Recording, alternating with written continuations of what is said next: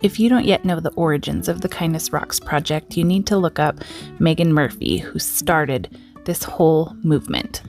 She's still super active within it, and recently she posted a Kindness Rocks bingo activity. So this video, I'm going to make one rock for every bingo square on this bingo card. Let's go.